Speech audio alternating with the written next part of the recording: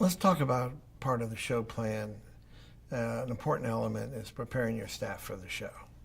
And not enough time is spent on this. And there's reluctance sometimes to tell a veteran how to work a show. And some of you have been in the show since its inception. You know, this is your 41st year. And you probably believe in your heart of hearts that you know it all. You've been there, you've done that. But times change. You all know where your business has come.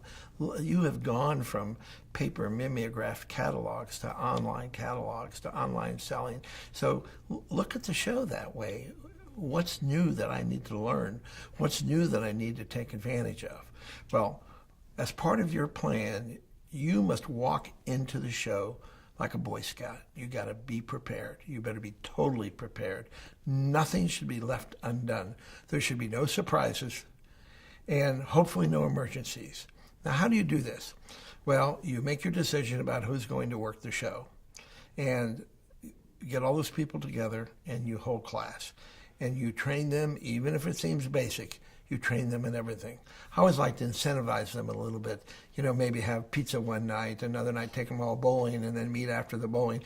Anything you can do to develop a feeling of camaraderie so that everybody, no matter what their position is in the company, they're sort of like a band of brothers. They're in there all together to make this thing a success. Now, you do these training sessions. What are you going to train them?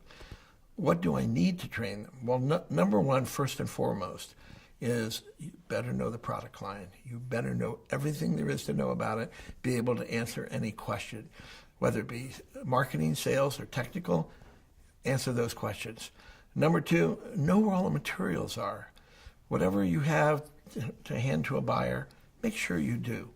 Number three, teach them how a lead retrieval machine works, and be sure and ask for that card from every single buyer, because it's so important to capture the information. No matter what size the buyer is, if they're just interested in buying 12 of an item, that's the same person who might buy a gross next year. They might buy a truckload in 2 years. So you don't underestimate the value of every single person walking in the booth. So once you've got them prepared to properly work the booth all 4 days, not miss a minute, then you go to the other elements of preparing them for the show.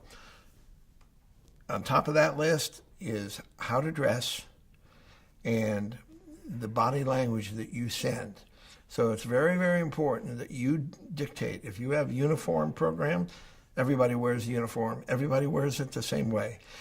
If you have special ID badges, that's for your company, everybody wears them. Everybody wears them the same way. Make sure everybody knows they have to be clean. Clothes have to be pressed, have to have polished shoes. Women should not wear anything too provocative. It's important to be businesslike. In a uniform, you can still do that. Be very businesslike. Hygiene. If someone has bad breath, tell them they have bad breath. If someone has BO, tell them they have BO. Whatever it takes to make you a success, leave no stone unturned. Now, the other thing is to be well prepared when you arrive in Las Vegas as a member of the team. You have to know Las Vegas is a dry climate. SEMA Show, typically the humidity is somewhere between 9 and 12%. Well, it's easy to become dehydrated. Everybody should have a little survival kit. Have some Tylenol, have some foot powder, have some Vaseline for your lips, all the kind of things that it takes to exist in a dry climate and not to get dehydrated. The other thing and most important of all this is they're there to work. They're there representing your company 24/7 in Las Vegas. When they walk out of the show, if they go to a bar or they go to a club, they're representing your company. They're always wearing the company hat. They must know that you're pretty much their mother and father while they're in Las Vegas, and they've got to act that way because you don't want them compromising your name or your brand. Because if anything goes wrong, your company name will be attached to whatever goes wrong, and you don't want that to happen. It should also be very, very clear what schedule everybody's expected to work. If you want everybody in the booth from 8 in the morning or 7 in the morning until 6 at night, they need to know that. It should be in writing, and everybody should get a copy of it. The other thing is, how do they handle themselves in Las Vegas? Where do they stay? And one of the things you have to do as part of your plan is to make sure you get the right hotels for the right people. It's not necessary to put everybody in a suite. It's not even necessary to put everybody at the Las Vegas Hilton. You could split up your staff, put some staff in the lesser price hotels, a way to save some money. And you should have it arranged in advance how they spend money on your behalf. Don't say to them, oh, whatever you spend, bring a receipt. You want them to receive X amount of money. Here's what you have to spend while you're there. If you spend this, you're through, or come see me and we'll talk about it. You must have controls. You need to control the whole operation of your business in Las Vegas the way you control it at home.